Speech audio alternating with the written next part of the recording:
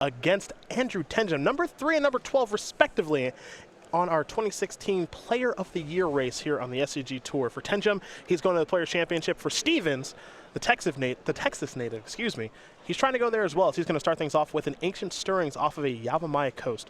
One of the things I always like about Todd, outside of how well dressed he is he's always trying to brew. You know, he did play some kind of stock-ish decks when he was destroying people with Naya Company, but this is kind of his own innovation here. This is really out of nowhere, as it looks like he might be taking a brushland here with this Ancient Stirrings, and he will. So this is basically all the platinum hits on the Eldrazi curve. You have Matter Reshaper, Thought-Knot Seer, Reality Smasher, all great deals for the mana cost. And Eldrazi Temple is still legal too. Yeah. So you get some shades of the old busted draws. A Swamp, a Viscera Seer from Tenjum, and we're going to go back over to Stevens. Stevens will draw a copy of Reality Smasher.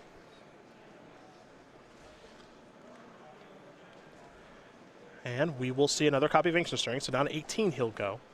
Reality Smasher in there as an option. Same with World Breaker, and it looks like Thought-Knot Seer will be the weapon of choice.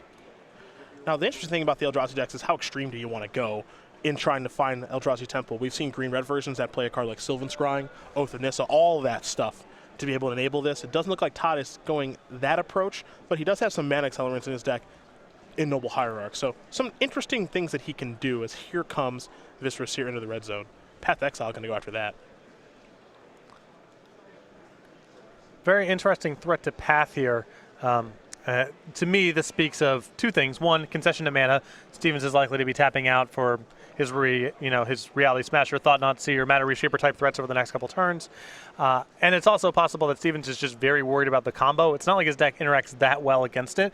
So opportunities to break up the pieces, I think he's going to take his shots. I always do a Viscera Seer check as well to see how many people are actually playing. Yep. Some people kind of skimp a little bit because it's not really that great of a card. It's part of the combo. Scrying is nice with Kitchen Finks and Murderous Red Cap and all that jazz. But you'll find that Tenjum actually does have 3 copies of that card in his deck, as there he plays the Malaria Sylvac Outcast. And now we're going to go Stevens' way. He'll play an Eldrazi Displacer. Cavernous Souls predictably naming Eldrazi as we head back over to Tenjum. One of the also interesting things about Abzan Company is what bullets you want to play. You can play as many one-ofs as you want. It's just which ones do you actually want to play. And the bullets here in Tenjum's main deck, 1 copy of Scavenging Ooze, 1 copy Fiend Hunter, and 1 copy of Murderous Red Cap, which is part of some of the combo kills. You know, sometimes you see a card like, depending on what the format looks like, Orzhov Pontiff. You mentioned the Fiend Hunter, that's hanging out in there. Sometimes you see people go all the way to the top rope with a card like Revelark. So just really depends on what the metagame looks like. Reminds you a lot of Birthing Pod back when that card was legal. Here's a Kitchen Finks. What's the follow-up going to be? It's a Bird of Paradise. So Stevens will untap. Stevens will draw. Picked up a Matter Reshaper. Doesn't have Eldrazi Temple just yet, but deck is working just fine. You see colorless mana for the Eldrazi. Not a problem at all here for Todd. Yep. Yavimaya Coast, Brushland, Adakar Waste if you want. I don't know if it's in his deck or not.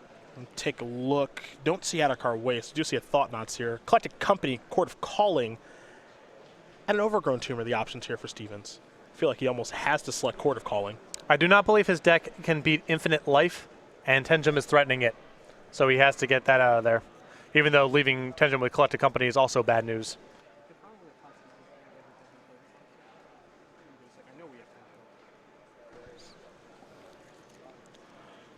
Tenjum, after losing that Court of Calling, is going to play a main phase copy of Collected Company. Viscera Seer is in that pile, so he has found his Infinite Life combo, and he's actually found some protection, I think, in Spellskite if he wants that. Tenjum doing it on the main phase because the shields are down, and also comboing out might get complicated in following turns because of the Displacer on Stevens' side of the battlefield, so going for it right now, and I do not believe Stevens can beat this combo.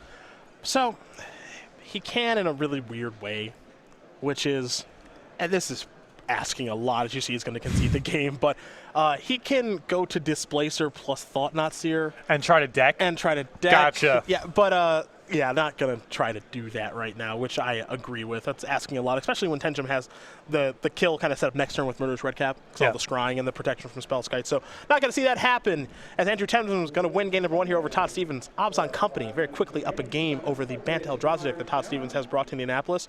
So we turn our attention to the sideboards here for both players, and we will start with Stevens and his 4 Grafdigger's Cage.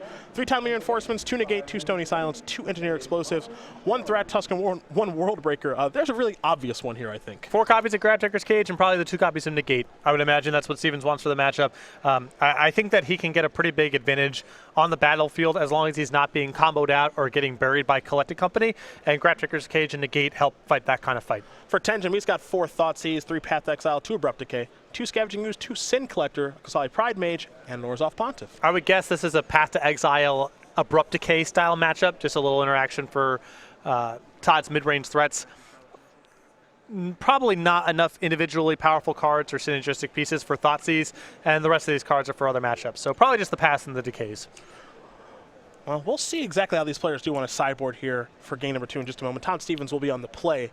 And as we are watching Modern here this weekend, you can be playing Modern next weekend in Modern Weekend. Grand Prix Los Angeles, hosted by Channel Fireball, is one option, and Grand Prix Charlotte, hosted by Star City Games, is another. And you can find out more about the latter right now.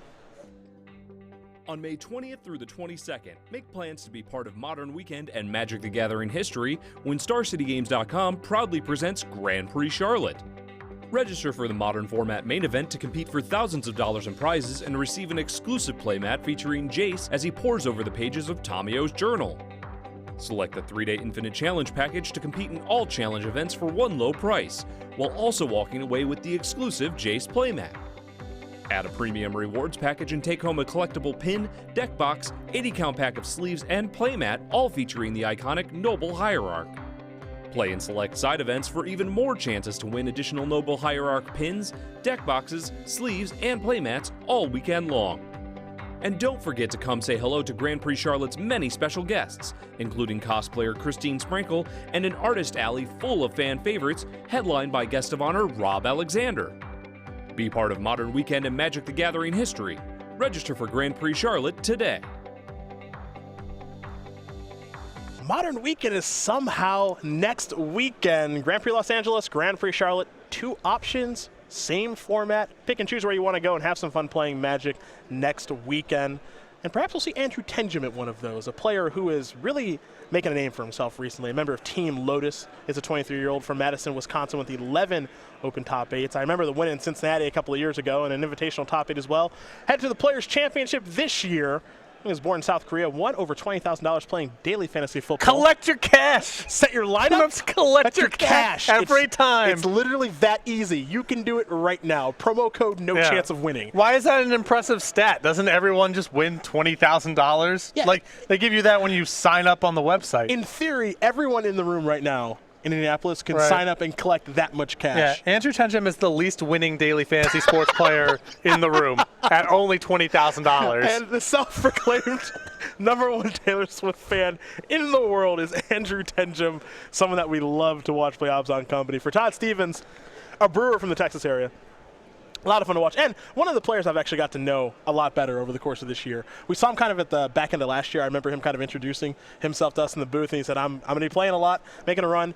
And he's 30 years old from Denton, Texas, 3 Open Top 8s for the high school math teacher. Played Division I college tennis at Robert Morris University, who actually does esports scholarships now, which is really cool.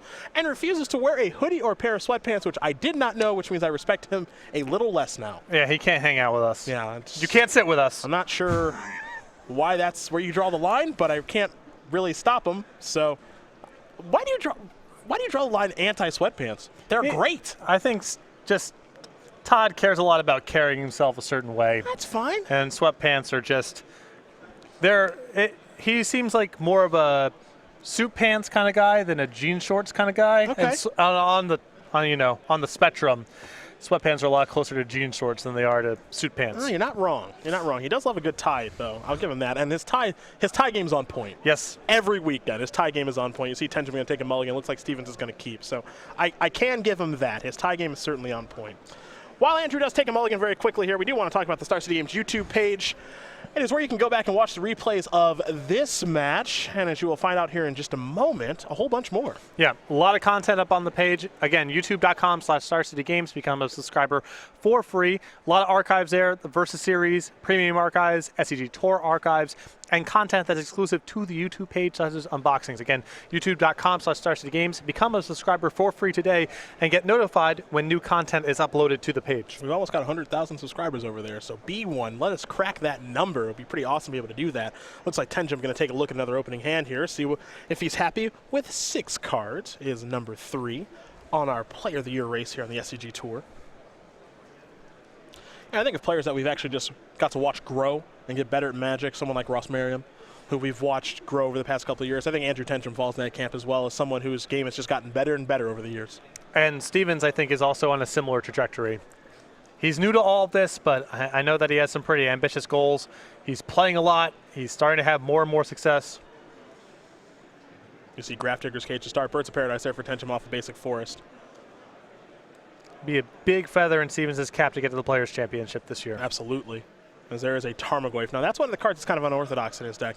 We'll see how good it does perform. We'll see, how well it performs in this particular game. But we'll also, while Tenjum takes his second turn, take a look at Grafdigger's Cage and see exactly how powerful that card is in this matchup. It's just a 1-mana artifact, but it's really tough for Abzan Company to beat. Well, it really shuts down the hallmark cards of the deck in Collected Company, and Court of Calling breaks up some of the synergies as well. A little surprised to see Tarmogoyf here from Stevens. I would have guessed that if I was in his spot, that would be the first card I would sideboard out in this matchup. Yeah. I think just brawling with random numbers on the ground is not the type of game that he can play in this matchup. On top of that, his deck does not fill up the graveyard very fast. Neither does Tenjum's. So the Goyf is not going to naturally get very big. Qasai Pridemage here from Tenjum means that he does have an answer to the cage. And that's actually one of the nice things about Abzan Company that we've seen from this type of deck, birthing pod decks, all that stuff, is they've just got incidental ways to kill artifacts. So Grafdigger's Cage is not game over by any stretch. Yeah, you have some creatures you can go find. Also, a couple copies of Abrupt Decay in the sideboard. Stevens has some creatures in his deck that are 3 mana or less, and if those don't show up, well, it's also an answer to Grafdigger's Cage. Stevens does have a basic forest in hand. We'll see how he wants to move forward here. Can cast a Path if he wants to, but he's going to start off with an Ancient Stirring. So take a look at the top 5, see if he finds something that he does like there. Breeding Pool among the options. Reality Smasher as well. But we have not seen the explosion here from Stevens from his Eldrazi deck, because we have not seen Eldrazi Temple just yet.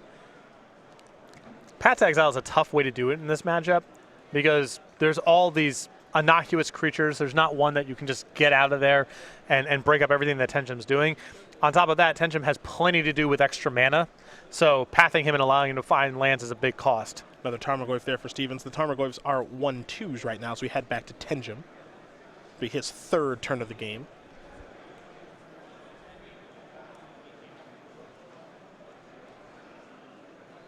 For Andrew, he does have the Qasai Pridemage, which can take care of the cage.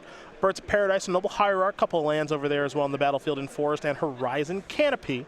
3rd land is a Windswept Heath.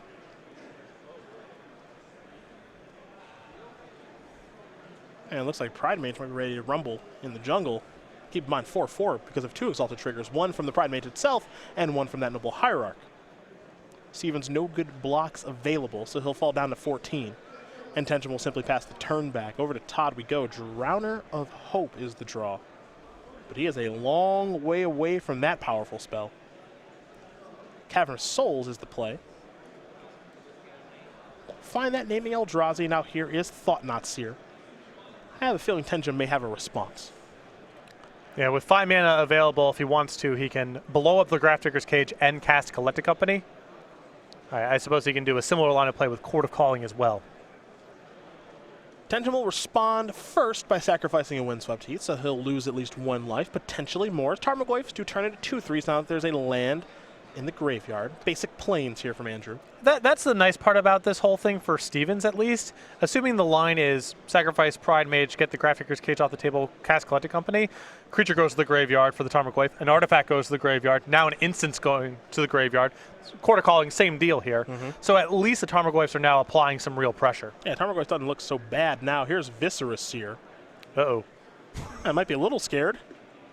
But that also might mean that Tenjum's hand is just nothing, and it looks like it is just 2 lands. So he wants to work his way towards the combo, and what's interesting about this, right, is that if he draws Collected Company next turn, he could just Collected Company into the blackjack and just have infinite life all of a sudden. And in the meantime, he's got a lot of chump blocking and a lot of scrying too, so he's got some time to find it. Now those Tarmogoyfs, as you mentioned, they're 5/6s now. They were irrelevant a turn ago, now they're much larger. And all of a sudden, Tenjum has to worry about his life total because he's being attacked for 10. So this is very real stuff, as this game has changed quite a bit thanks to that Thought Knots here. Yeah, it's possible here that Tenjum's line of play could have been, and maybe should have been, just let the Thought Knots here resolve. Because he's under a lot more pressure now, having put all these different card types in the graveyard, than he would have been if he just let it resolve. Then he's just playing against a 4/4 Thought Knots here, and the Tarmogoyfs are still, I believe, 1/2s. What's Tenjum got now?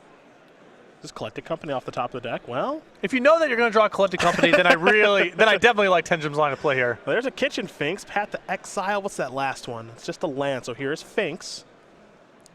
Tenjum will gain some life. But if Stevens is out of disruption here, again, he's going to gain some life here. He's got a lot of chump blocking. The Viscerus here lets him scry a bunch. He's got at least one copy of Horizon Canopy and maybe another one left over in his hand. He's got a lot of time to set this up if Stevens' hand is just lands and some random creatures. He's got a real spell there in Reality Smasher. This is going to allow him to attack with all of his creatures. Tenjum will have to do the necessary chump blocking to stay alive this turn. We'll see how much it's going to have to be, however. Well, he's got the Tarmogoyf and the Reality Smasher are lethal together, so he's got to block 3 creatures here. Mm-hmm. That means he might just lose his board. Stevens has got a 4 and 3 5s, and Tenjum's at 9, so he has to block off. So Reality Smasher, very timely. Yeah. He needed a threat that was large and had haste. He found that in one card in Reality Smasher, and now Tenjum is forced to do some blocking, which he doesn't really want to do because now the House of Cards kind of crumbles. Yep. And there's another small consequence here of tapping the bird instead of the Horizon Canopy. With one more chump blocker, he can keep the Viscerus Seer a little bit more easy and get a lot of looks at it. Sure. Now if he has to commit his Viscerus Seer to a block, it's a lot harder for him to combo out. Finks is going to be sacrificed to Viscerus Seer, which means that Tenjum will gain a little bit of life, and he'll also get a Scry trigger. That top card is going to become the bottom card as he goes up to 11. Now damage will resolve. Sacrifice the Seer to get the Scry again. Top card becomes the bottom card again. It's possible that Tenjum has worked himself into a spot now where there's no single draw that does it. He has to shoot the moon with Collected Company from here to be able to win. Well, he's done some scrying. He's also saw him sacrifice the Horizon Canopy. He'll draw a card for the turn. And that is going to do it. So Todd Stevens is going to win game number 2 here over Andrew Tenjum. Bant Eldrazi, Obzon Company, all tied up. Get ready here for game number 3. Note, again, we saw kind of the busted nut draw there from Tenjum in game 1. And now, while we didn't see Stevens' best draw, we could see his best draw in game 3 here that involves Eldrazi Temple. Yeah, we still have not seen Temple, and I imagine the deck operates very differently with that land. A lot of interesting lines of play there from Tenjum. I think that he made, the elementary ABC lines of play there, I think that Tenjum made, and they looked pretty good on the surface. In retrospect, I'm not sure about the total line that he took there. I'm not sure he's supposed to try to quarter calling there because it increases Stevens' clock so much. I'm not sure if he's supposed to tap the Birds of Paradise instead of the Horizon Canopy for a variety of factors. So the plays look pretty straightforward, but I think there's room to debate that he could have taken different lines in both spots. Well, you see the sideboards here again. We've already went over what those players are working with. We don't think much will change. Grafdigger's Cage, of course, in for Stevens. For Tenjum, perhaps you'll see some copies of Abrupt Decay. We know the Pride Mage is in the deck as well, so they'll shuffle up, get ready here for game number 3, and we'll have Andrew Tenjum on the play. And while they do get ready for game 3, we're going to talk about the Season 2 schedule here on the SCG Tour.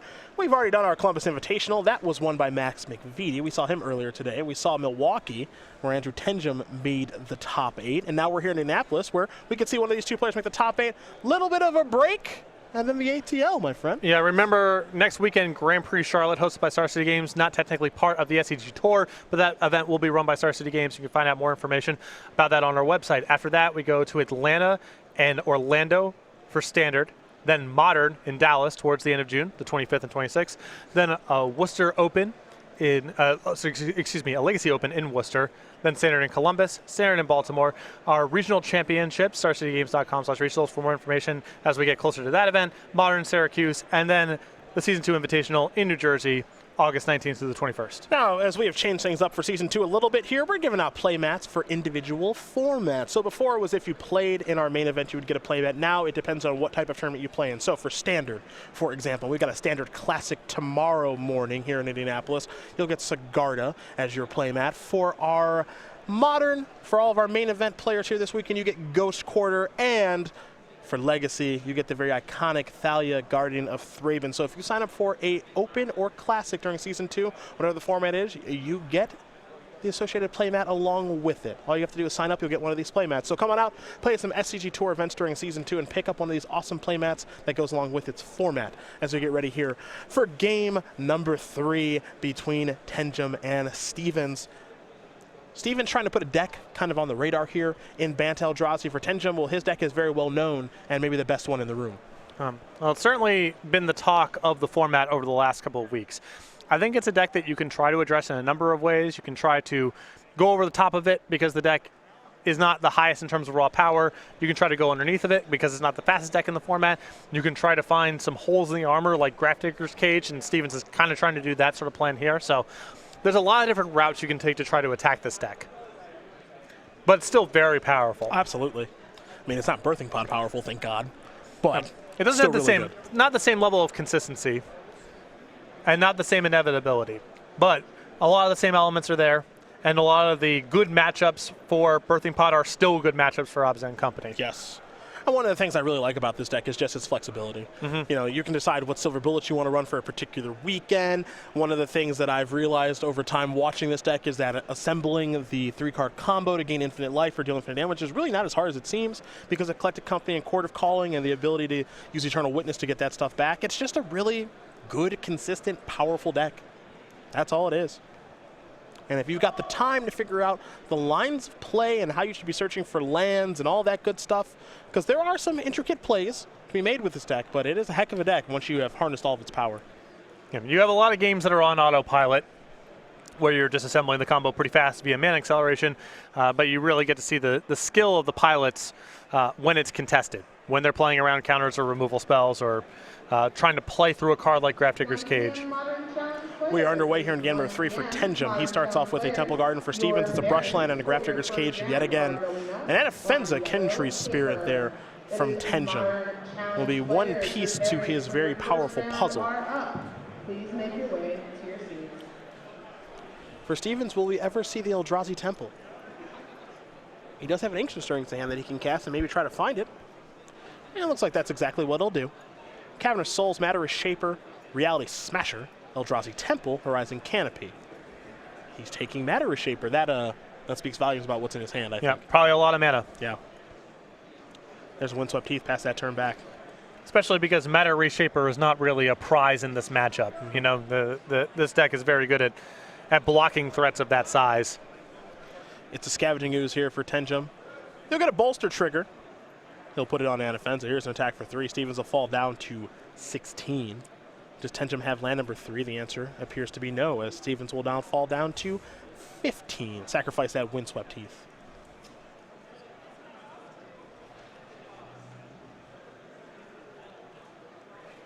So there's a breeding pool. One of the things I think that's pretty notable is just the Bant Eldrazi deck. With the way Todd's built his deck, the mana is just pretty simple. Well, it's just going to work, I think. Cavern of Souls, Eldrazi Temple, and a variety of Pain lands. It should be reliable to cast your colored spells and your Eldrazi. Even has room for a couple of basics, 1 forest, 1 plains, 1 island. If a card like Path to Exile or Blood Moon shows up, he's actually got that covered as well. And just in the beatdown matchups, it matters a lot to be able to fetch for only 1 damage instead of 3. Yeah. Stevens will draw a card. You see he does have an Engineer Explosives in hand. Here is a Matter Reshaper. That'll slow down the beats. This is a very good setup here for Stevens here. He gets Matter Reshaper this turn, and assuming nothing too bad happens, he can Explosives for 2 next turn. There's a Fiend Hunter. That'll take care of Matter Reshaper. You also get a Bolster trigger. Scavenging Ooze is a little bit larger. Here come the beatdowns again. Stevens is going to fall down to 9. And I don't know exactly the nature of Tenjum's hand, but I think I like Stevens' position here if he's able to Explosives away the 2 mana creatures, and then it's Fiend Hunter versus Stevens' leftovers. You have to assume he's in a pretty good spot then. Now, one of the things I want to do if I'm Todd is I want to blow this up right away. Yep. I don't want to worry about Court of Calling working its way into the equation. Also, Tenjum's not really going to do much more. He's not going to put any more 2s on the battlefield. Yeah, I think this is unnecessarily fancy here to pass. You had to do this anyway because you're essentially facing lethal, and Tenjum can potentially respond with more flexible Collected Companies and Court of Callings now that he has additional creatures on the battlefield. Yeah, you don't really know what you're opening the door for. Now, I suppose Court of Calling isn't that big of a deal because Grafdigger's Cage on the battlefield. Sure. So, maybe by Todd just passing the turn, you can actually walk Andrew into a mistake. Seems very, Tenjum has ways to blow that thing up, and I don't think Tenjum is going to make that kind of mistake. You're right that he doesn't have to, on the battlefield at least, worry about the most punishing cards for taking that line of play. It still strikes me as unnecessarily fancy if you're just going to blow it up anyway. Eternal Witness is here to get back Scavenging Ooze as we head back Todd Stevens' way. Reality Smasher the draw. So it appears he's found a clock to work with. But again, we still have not seen the explosive Eldrazi Temple yet. Now, for what it's worth, Stevens did pass up on the opportunity to take that with an Ancient Stirring. So here's a Temple Garden. The follow-up is another Cage. Those are not great in multiples. And Stevens' life total is not particularly high right now. So we go back over to Tenjum. We know he's got a Scavenging Ooze in the grip. You see the battlefield here with Eternal Witness and Fiend Hunter coming into the red zone. Path to Exile is going to take care of the Fiend Hunter. You have to imagine this is all before blocks, of course. That means Stevens will get the opportunity, potentially, to block with a Matter Reshaper. And I think that Stevens is probably going to take that opportunity to block and trade here. He gets a card for his troubles off the Matter Reshaper, and you can see Stevens' hand has a Reality Smasher in it, and he's been on the back foot basically the whole time. So I think he would like to get in a position where he starts racing with Reality Smasher with the highest possible life total. Looks like he may not be given the ability to block. Yeah, there's a Path to Exile. Stevens will get to search up a land. Again, we mentioned the basics that he does have. One of each, an island, a forest, and a plains. Plains already on the battlefield as both players resolving Path to Exiles right now. Tenjum going to search up a swamp. Stevens gets himself a forest. They'll shuffle and present their decks to each other, and then play will resume. This would be a really good spot for Drowner of Hope. Don't know if it's still in Stevens' deck, but just a lot of numbers and a lot of control over combat, and I think that's what Stevens is in the market for right now. Tenjum going to take one. There's a Scavenging Ooze. Scavenging Ooze is a pretty good spot right now for that card. A lot of creatures have died in this game. Remember, Tenjum did get that back, with the Eternal Witness. So Stevens on tap. We know he's got a Reality Smasher. Picked up another copy of Reality Smasher, and you said Drowner. There it is. Yep. 2 Scions on the way here for Todd, and this might help him stabilize this game. 5/5 is the biggest thing in play. Gets to do a lot of tapping with the Scions. And he can follow up Reality Smasher next turn and potentially flip this over into a two-turn clock on the other side. And that's what Eldrazi was all about previously, before the bannings, before Eye of Ugin kind of got knocked out of the format. It was a deck that could stabilize and then kill you very, very quickly. Tenjum with the Viscera Seer. There's a forest. That forest is important. Reason why, 3rd green source of mana there with Temple Garden and Horizon Canopy. So we could see Scavenging Ooze, assuming there are 3 creatures in graveyards. Eat 3 creatures and turn into a 5/5. I think there's just the Anafenza. Okay. Because I believe the Ooze got brought back with the Eternal Witness, it did, and nothing else has died. Looks like Tenjum's got some interest in sacrificing the Horizon Canopy. You can see in his hand he does have a Court of Calling, but those 2 Grafdigger's Cages are really messing that up. Time for Tenjum to draw. I think he may have picked up another copy of Eternal Witness. Didn't get a great look at it, unfortunately. But as you mentioned, with only 1 creature in the graveyard right now, it appears, Scavenging Ooze is not that threatening, so all Tenjum can do is pass the turn back over to Stevens. Stevens will draw, and I think he may have picked up Eldrazi Displacer. Now that changes the whole dynamic of this game. Displacer is really bad news here for Tenjum, because he's got to try to kind of muck up the game and get some trump blocks going and try to scry and assemble a hand that can either overpower Stevens' board or get the Grafdigger's Cages off the table and go. And Displacer makes that very hard.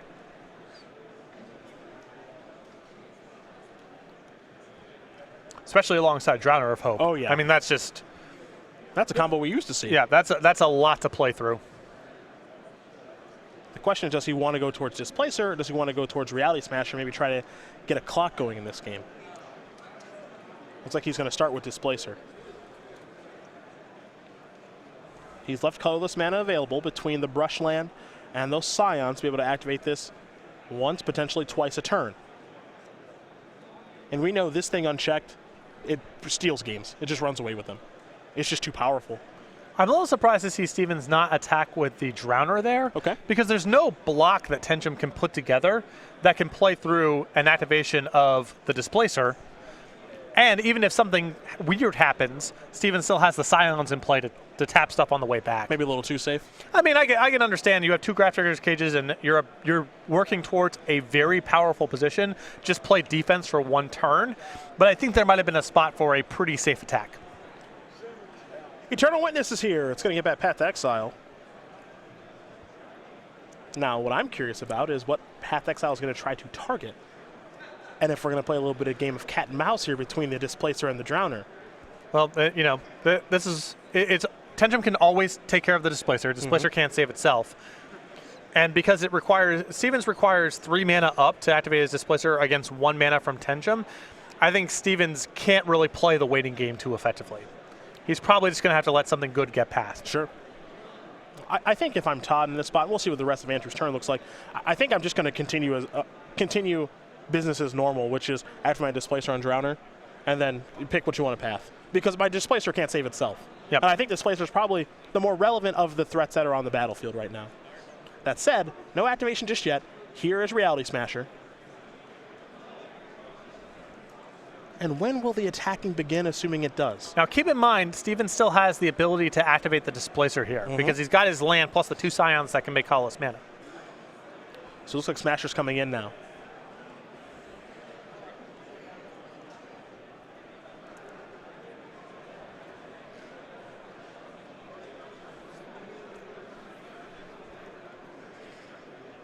Interesting stuff here. Unclear if Tenjum has a good block or not and how Tenjum wants to use that Path to Exile. For right now, he's going to use his life total as a resource, fall from 17 to 12. Ideally, Tenjum would like to have a battlefield such that he could put enough in front of the Reality Smasher to force a move from Stevens, and then the Path to Exile could come into the equation. But that block from Tenjum requires him to put, what, Viscera Seer and 2 Eternal Witnesses in front, and at that point, Stevens says, okay, fine, we'll trade off all this. Yeah, by all means, I'm perfectly fine with that. Here is a path. Going to go after the Displacer. No real need for an activation there. Doesn't do anything. Yeah, it doesn't do anything except taps the brush land, basically. And taps the Drowner. Yeah. If you activate it there. So you see him just hold steady. And Displacer can't save itself, so pretty straightforward play on both sides. And for what it's worth, if you think of what Tenjum was doing in Season 1, where a lot of his accomplishments came, he did it with Eldrazi. One of the people who put blue-white Eldrazi on the map, given his performance on Magic Online. So he knows about how Displacer works in situations like this. And he knows that he's got to get that off the battlefield first before he can move forward accordingly. Now, something to keep in mind here. Stevens' life total throughout all of this has been pretty low. He's at 6. So he's sitting in a pretty good position. I think he's done a nice job of stabilizing the board, but 6 is not a lot of life to work with. I think that he's got a pretty big edge as long as these Graph Digger's cages stay in play. If the game slows down and it's an issue of who just has the better creatures inside of combat and the creatures with better combat-related keywords, mechanics, and powers, Stevens is way ahead. The way that Tenjum generates his advantage is he's got Quarter Calling, he's got Collected Company, and Stevens does not interact with the combo elements of Tenjum's deck that reliably. But with that dimension shut off, Tenjum's got to win the attacking and blocking game, and Stevens' deck plays that a lot better than Tenjum's. Caverner's Soul is the draw there for Stevens to go along with the Windswept Teeth, and we know about the other Reality Smasher in his hand, so just 1 action card. But if the first Reality Smasher was good, you have to imagine the second one will be too. It's just how aggressive does Todd want to get?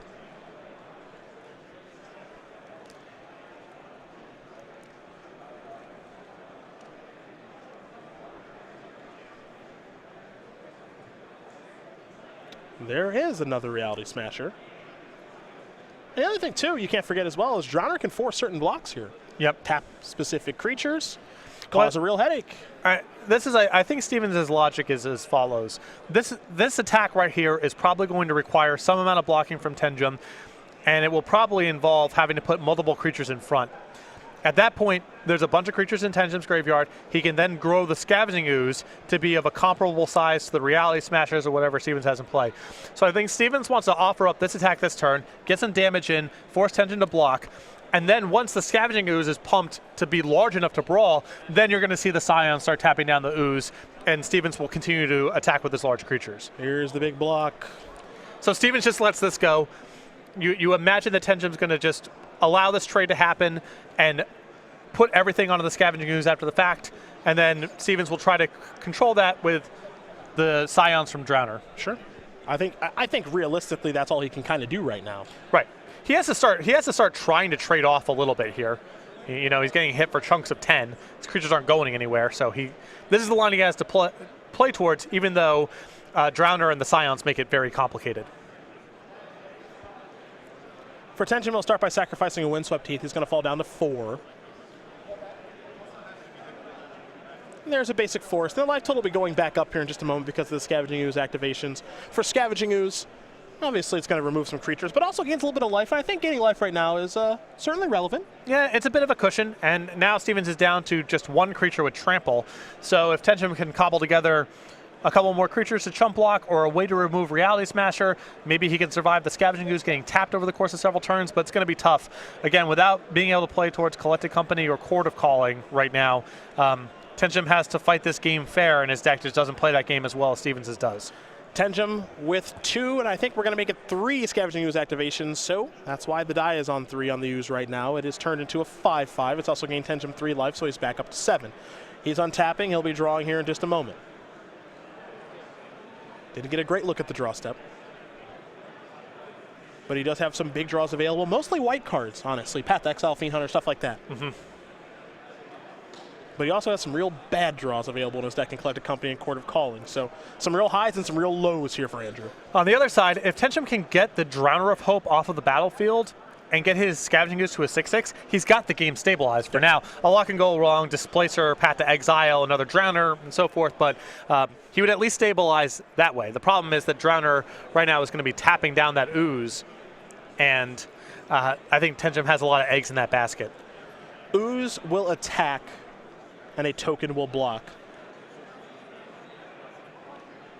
A little surprised to not see the token be sacrificed to tap down the Viscerus here. Yep. Here's a Kitchen Finks. Yeah, that seems like a tap that Stevens has to make there because he's got a 5-power non-trampling creature in play. So every random chump blocker matters a lot. Another Drowner, the draw there for Stevens. That's going to be a lot. That actually just might be game right here. No, I'm sorry. Tenjum can sacrifice. Well, if Todd gets a little too far ahead of himself, he gets himself in trouble. Yeah, I think he might be getting too far ahead of himself here, because he's going to attack here with all of these creatures. But Seer, well, actually no, Cage. Oh, okay, yep. yeah, he's still Fink doesn't safe. come back. Yep, he's safe. Ooze can gain 2, which is up to 11, but this is an attack for 11. And so eat a Witness. Tenjum needs to have a blocker or pick up 3 life or some mixture there. Just gaining 2 is not enough. Gain another life up to 11. And then it looks like it's going to be 11 points of damage exactly. So Drowner is actually game over, and that is going to do it. So Todd Stevens is going to win this match here over Andrew Tenjum, 2-1. Bant Eldrazi will take care of Abzan Company. What's notable about this is you didn't see a busted Eldrazi draw. You saw some normalized gameplay, at least as normal as it can be with Eldrazi, but it was good enough to get the job done. Yeah, no turn 2 Matter Reshapers or turn 2 or turn 3 Thought Knot Seers. But you can see once Stevens has access to 4 copies of Gravedigger's Cage, the matchup is very different.